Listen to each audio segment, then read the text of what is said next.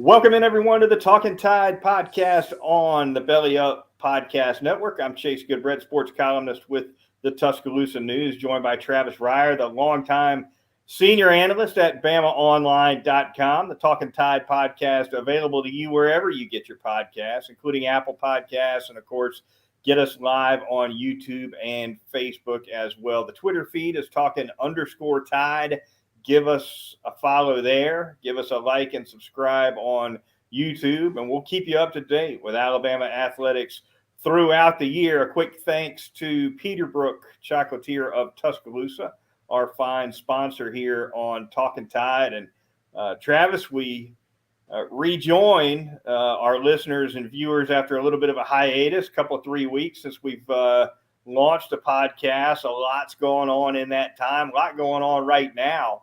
The last time we podcasted, Travis, I debuted that new fancy podcasting mic that was going to enhance the quality of the audio for me anyway. And now here I am back to the old headset, only because I'm on the road in Oklahoma City to cover the WCWS for the Tuscaloosa News, and that big mic.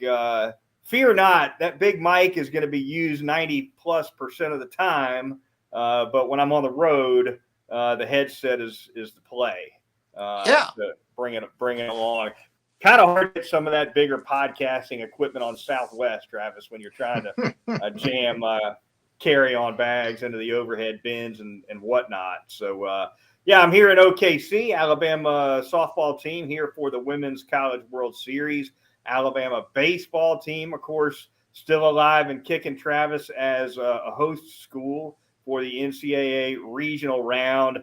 We've got the SEC meetings going on in Destin. We've got basketball players facing a deadline of today, whether to go ahead and stay in the draft or come back. It looks like all of that dust has pretty much settled for Alabama. But where to begin, Travis? Yeah, I mean, there's plenty to cover since we last met, no doubt about it. Obviously, the Women's College World Series right up there at the top of the list. I'm officially jealous. That's been a bucket list item of mine for some time now. So wish this was both of us out there in OKC. And you said it, just a continuation of news as it relates to really the roster of Nate Oates' next team. Big to apparently get Javon Quinterly and Mark Sears back in that backcourt, I think is kind of a byproduct of Charles Bediako leaving. If you're not going to potentially be as good as you were defensively last year, you need all the scoring production you can get coming back, especially with Brandon Miller moving on. But, Clowney, Bediako, move on to the next level. Those are two really good front court defenders, guys who could extend even outside the paint and get it done defensively. So to get scorers and facilitators of scoring back in Sears and Quinterly, some good news for Alabama fans. As you said, we're right up against that deadline of May 31st for NBA draft entrance.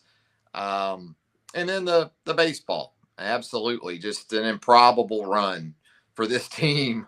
Felt like maybe they were seated a little low in that 16 overall spot, Chase, but hosting nonetheless.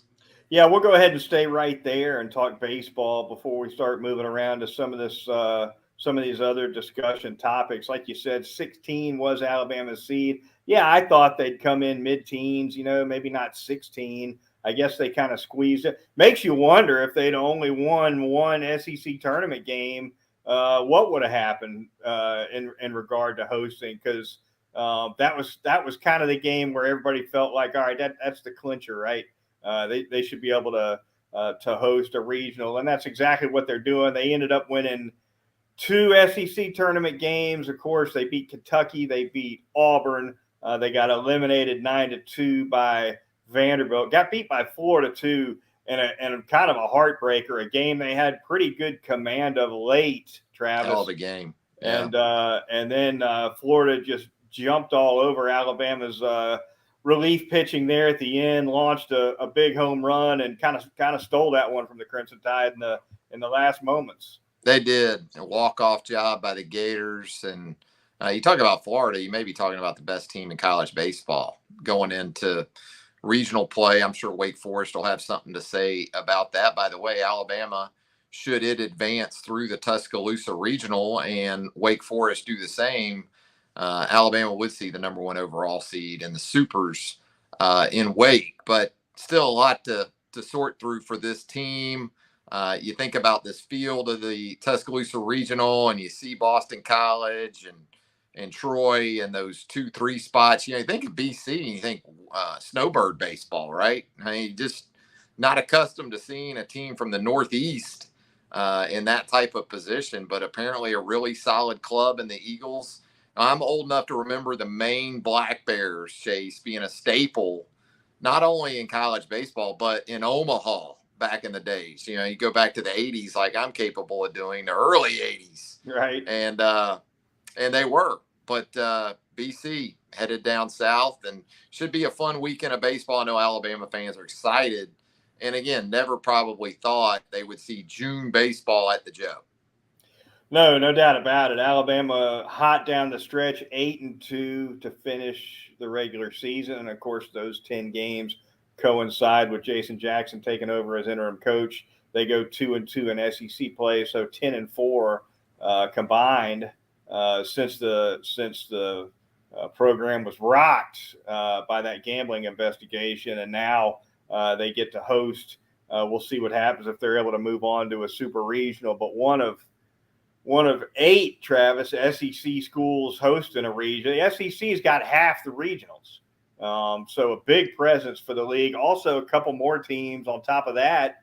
I believe Texas A&M made the NCAA regionals, but are not hosting. So I guess 10 overall schools headed on, and just a heck of a year for SEC baseball on the whole. Yeah, we seem to say that every year, right? And again, it's hard to imagine the national champion from Omaha not coming from the league. It's something else we've grown accustomed to seeing. We've said it before. You want to understand SEC baseball. Understand that the last 2 national champions didn't make it not just to a regional, they didn't make it to the SEC tournament. Right. And Mississippi State and Ole Miss. Nothing encapsulates what this hell league is more than the 2 teams from Mississippi not advancing to Hoover after winning national championships each of the last 2 years. Absolutely. And it's just going to get crazier when Texas and OU are involved, and not just baseball, but softball. With OU, yeah, and Texas, but OU especially, yeah. So, yeah, good segue there to the WCWS. Alabama wins that super regional this past weekend against Northwestern. Had to go to a tiebreaker game on Sunday to get it done. That was one of only 2 softball super regionals that went to that Sunday tiebreaker. 6 out of 8 were 2 and done, and only 2 of them ended up going to Sunday, including Alabama. They get it done. Tight games, Travis. I was at 2 of them. On Friday night, I was at the Met watching Vanderbilt dispatch the baseball team, and then I came back to Tuscaloosa and caught the softball team on Saturday and Sunday. And, boy, you want to talk about getting the most out of your runs scored. Alabama only scored 6 runs the whole super regional over 3 games, and managed to get out of there 2-1 over a Northwestern team that was had some good pitching and really had Alabama on the ropes a couple times. Yeah, and it came on the heels of a championship Sunday performance the weekend before, where Alabama scored 2 runs in 2 games and still managed to advance to the Super. So thinnest of margins, no doubt about it. But as you know, even more so than is the case in baseball, timely hitting, situational hitting, huge in softball. And so whereas you might have a player go through a pretty good stretch where it's just not happening, all it takes is one at bat to kind of change the narrative. I thought Jenna Johnson on Sunday had one of those kind of at bats and giving Alabama that additional run that proved extremely important. But again, you have to credit the pitching. Montana Fouts giving what she was able to give despite not being 100%. You talk about storybook finishes to a career, to be able to do what she did in that final game, get a strikeout in her final out as a pitcher at Alabama at Rhodes Stadium.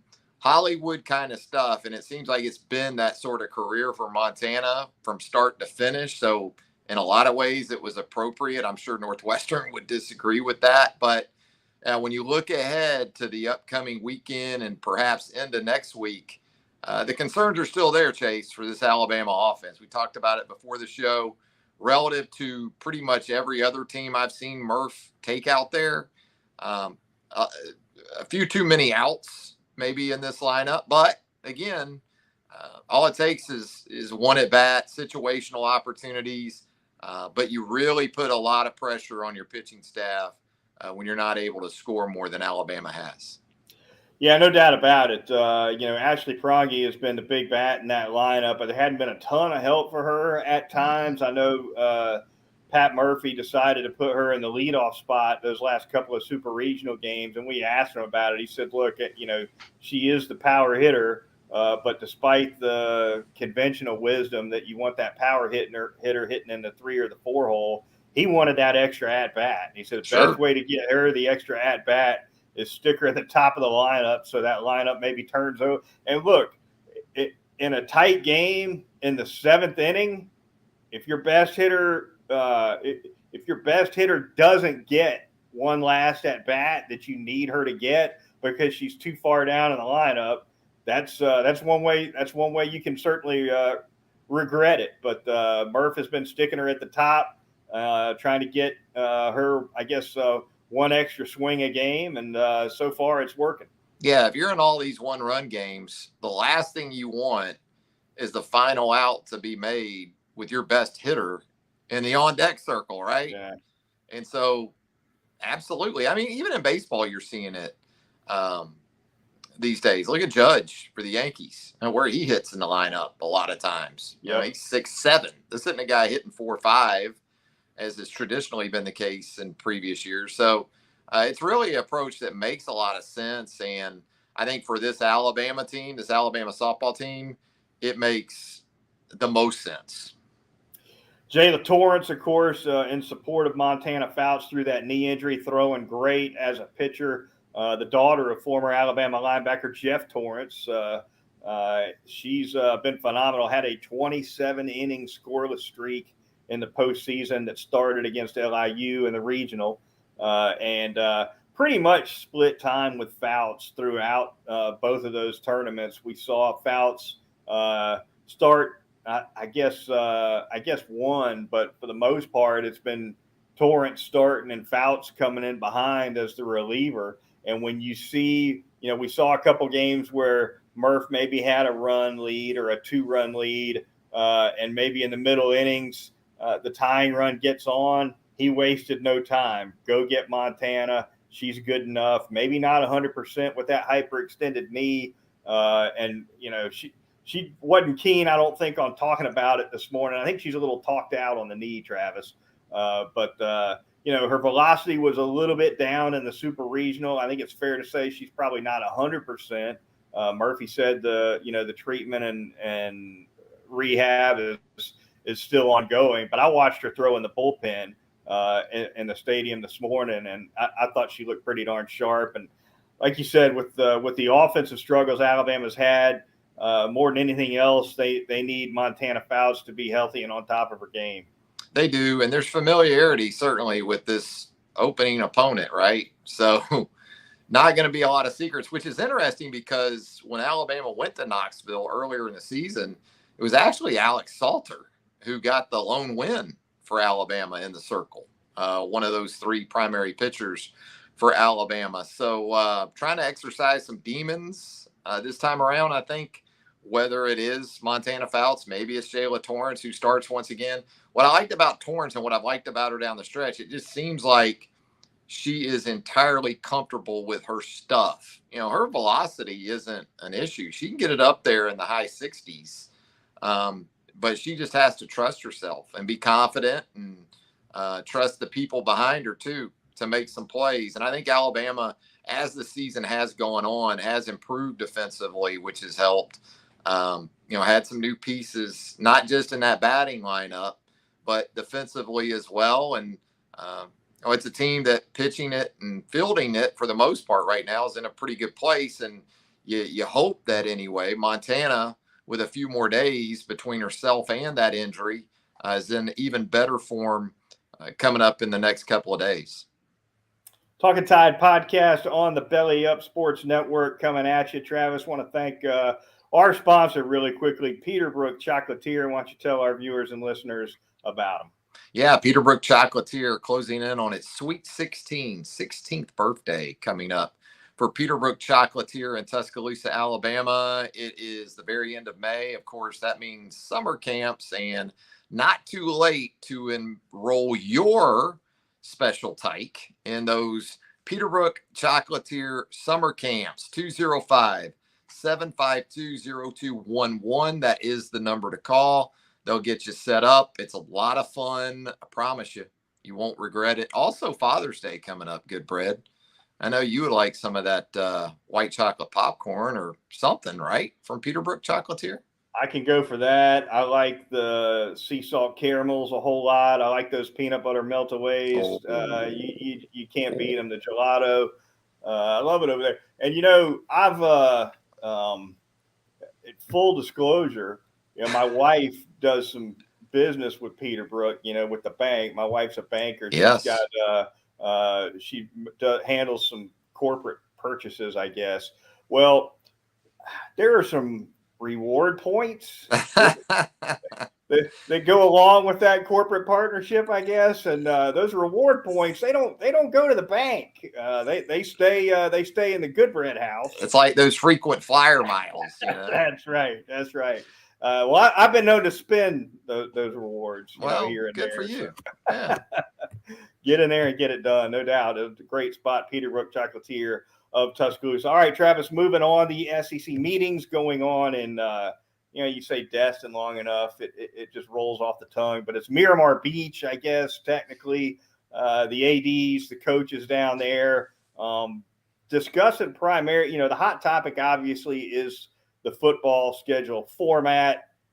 Kirby Smart called it the most overrated thing out there. I don't think it's overrated. Look, you go to 8-1 for your format with one permanent opponent per school. You're going to find out real quick, Kirby. It's not overrated at all because you're going to have a lot of fans hopping mad about some rivalries disappearing. And, of course, Travis, the chatter is now that the league is leaning toward some kind of a pilot, right, for, I guess, an 8-game schedule that they're going to, I don't know, test drive. I don't know. We'll see what happens, right? Yeah, and Kirby can say that because other than Florida, nobody gives a damn about who Georgia plays. And Florida's not much right now. I mean, obviously, Georgia-Auburn has been around forever. But really, Chase, is anybody going to lose sleep if the league says, well, we had to do away with Georgia-Auburn? No. Not if you replace it with Georgia-Oklahoma or Georgia-Texas or Georgia-Texas A&M. Georgia still hadn't been to College Station. How do you get, you know what, though? And look, I understand if they probably are, I guess you're just going to end up trying this for a year. Maybe that 9-game schedule with the 3-6 format is still on the horizon. But how do you bring Texas in with Texas A&M and not play them? Because as long as they're going to play an 8-game schedule with only one rivalry, it ain't going to be Texas A&M. It's going to be Texas OU. That's going to be Texas's game. And I believe the Cotton Bowl people just renewed that deal. Right. With OU Texas. So that tells you it's not going away. Just like we saw with Jacksonville, with Georgia, Florida. Mm-hmm. That got renewed for 2024, 2025. It's not going. Those games are not going away, those neutral site games. So the prominent ones, who knows with Texas A&M, Arkansas, and Arlington, nobody really thinks much about that one. But no, it's very interesting. I think in some ways, I always go back to the money. I know people get tired of me doing that, but that's what we're doing, I think, is the SEC saying, well, we may stick with 8 games, ESPN.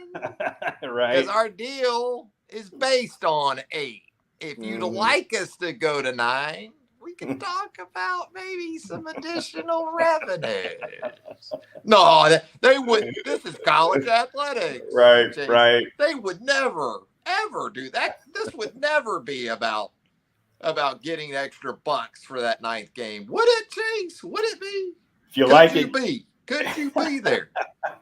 I had to go Max Cady on the podcast. Counselor. Could you be? Yeah. Yeah, you're right. You're right. If you're ESPN, if you're any of these TV networks, you're salivating at the prospect of getting an extra SEC, a big SEC game, yes, on the slate for the same deal you've always had. So yeah, perhaps that is a factor here. At a price. That's right.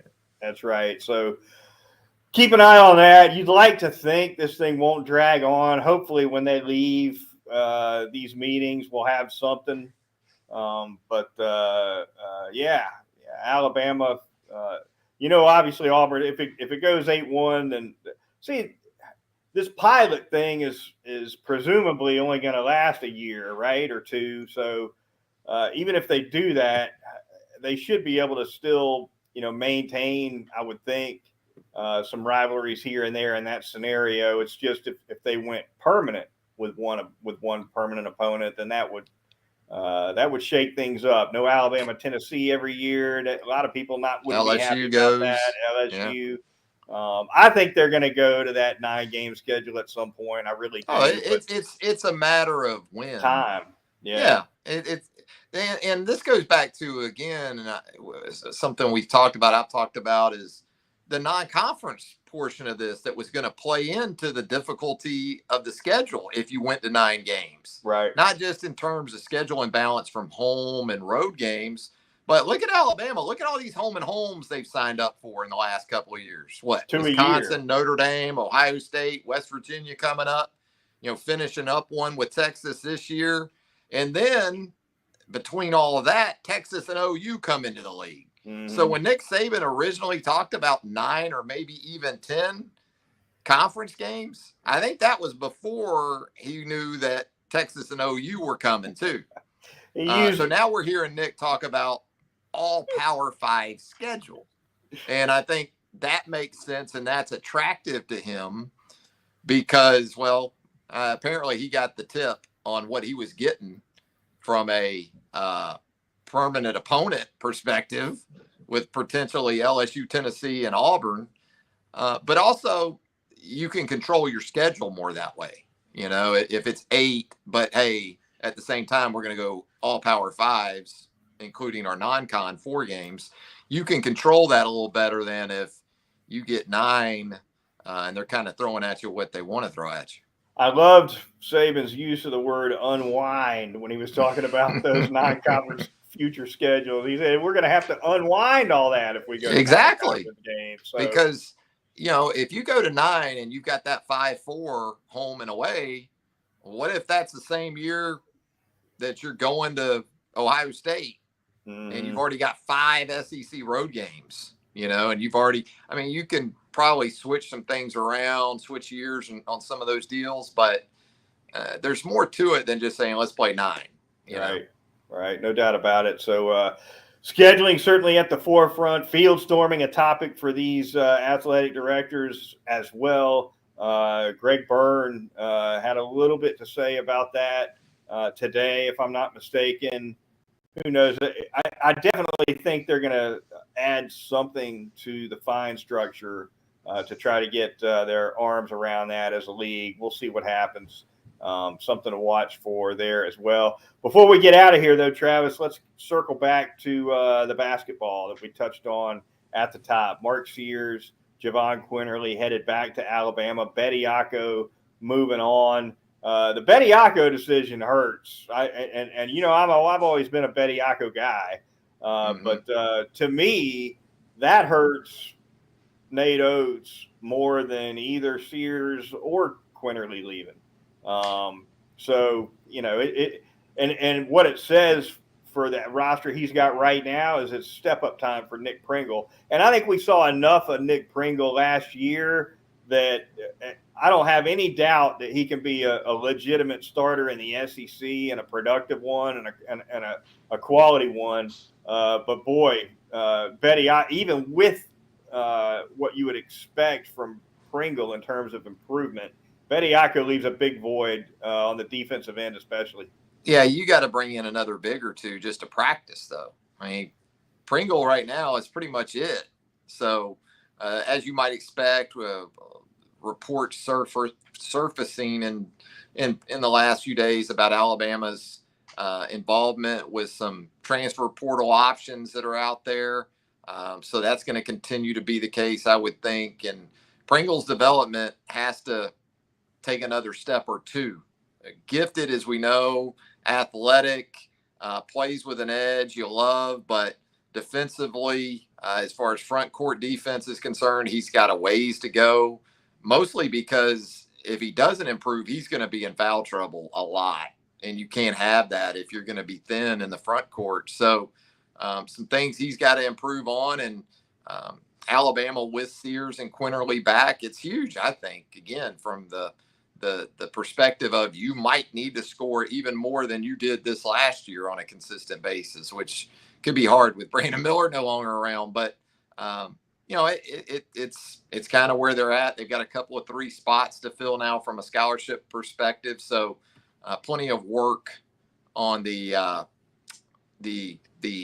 talent and the roster additions front for Nate Oates coming up. Yeah, a year ago, Nate Oates the roster was so loaded, and he knew how loaded it was. He didn't even fill his last scholarship spot. Remember, he said, I'm not going to go get a guy out of the portal if I can only give him 3 or 4 minutes a game. That's not fair to the kid. I think he's going to fill all the spots this year. Well, if he fills with 3 post guys, 1 or 2, even again, if you're talking about 1-year practice guys. Yeah. Because, you like to sometimes even have those walk-ons and even managers that you might be able to utilize in some ways. But they don't look like they have that right now with this roster. So got some work to do. It's going to do it for this edition of the Talkin Tide podcast on the Belly Up Podcast Network. For Travis Reier of BamaOnline.com, I'm Chase Goodbread, sports columnist with the Tuscaloosa News. Be sure to join us next time right here on Talkin Tide.